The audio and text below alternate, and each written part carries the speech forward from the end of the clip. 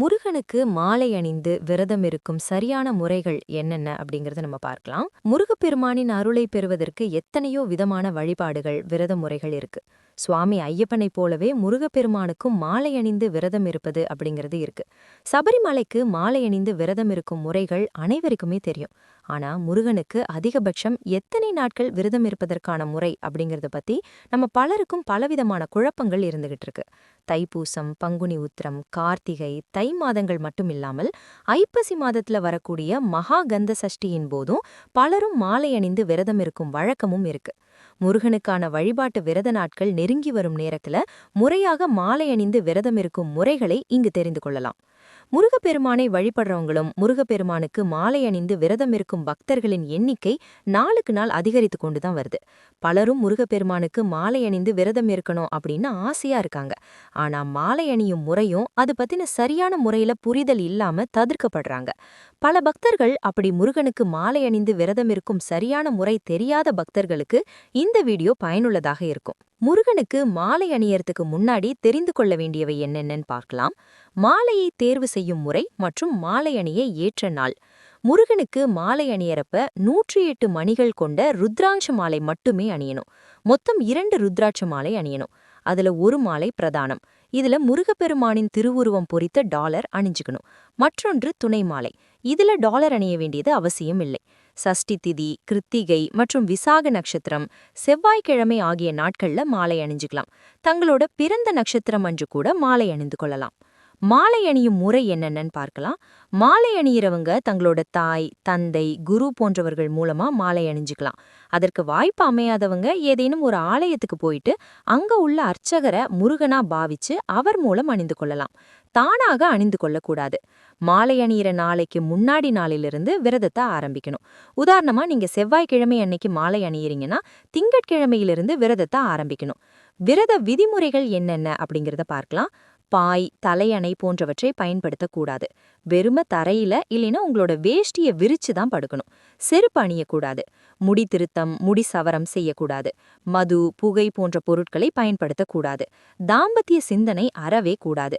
விரதம் இருக்கிறவங்க விரத காலத்துல ஆண்கள் அனைவரையுமே முருகனாக பாவிச்சு அனுசரிச்சு நடக்க வேண்டும். பெண்கள் அனைவரையும் முருகனின் தாயான பார்வதி தேவி போல பாவித்து நம்ம செயல்படணும். யாரிடமும் கோபம் கொள்ளக்கூடாது. கடும் சொற்களை பேசக்கூடாது. சதா சர்வ காலமும் முருகப்பெருமான் சிந்தனையிலேயே இருக்கணும். விரதம் இருப்பவர்களுக்கான உணவு முறை என்னென்னு பார்க்கலாம். விரத காலத்துல ஒரு வேளை உணவு எடுத்துக்கொள்வது சிறப்பு. முடியாத நபர்கள் 3 வேளையும் உணவு எடுத்துக்கொள்ளலாம்.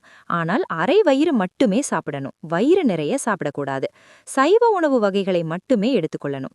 விரத காலத்துல தனக்குன்னு தனி தட்டு, டம்ளர் போன்றவற்றை பயன்படுத்தணும்.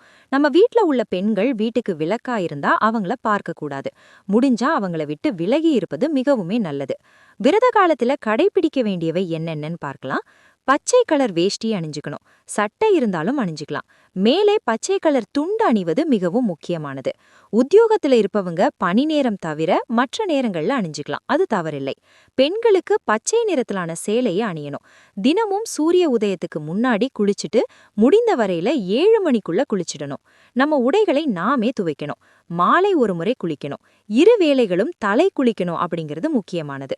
காலையில உடுத்திய உடைகளை மாலையில உடுத்தக்கூடாது. மாலை வேறு உடைகள் தான் அணியணும். விரதம் இருக்க வேண்டிய நாட்கள் என்னென்னு பார்க்கலாம். மாலை அணிந்து விரதம் இருப்பவங்க குறைந்தபட்சம் 6 நாட்களும் அதிகபட்சமா 48 நாட்களும் விரதம் இருக்கணும். இது தவிர 12 நாட்கள், 15 நாட்கள், 18 நாட்கள், 21 நாட்கள், 27 நாட்கள், 36 நாட்கள், 42 நாட்கள், 45 நாட்கள் ஆகிய எண்ணிக்கையிலான நாட்கள்லையும் விரதம் இருக்கலாம். இப்படி ஏதாவது ஒரு காலத்தை தேர்வு செய்யணும்.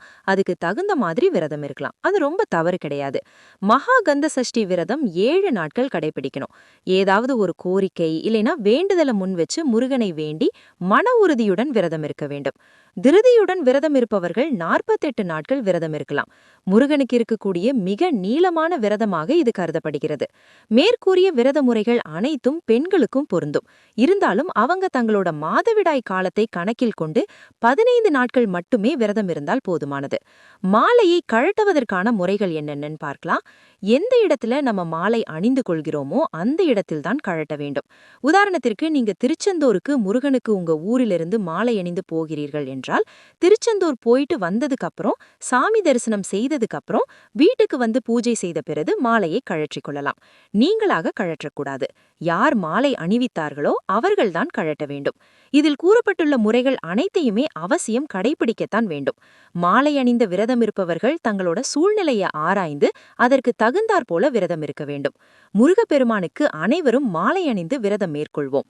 ஓம் முருகா போற்றி. எல்லாம் நன்மைக்கு.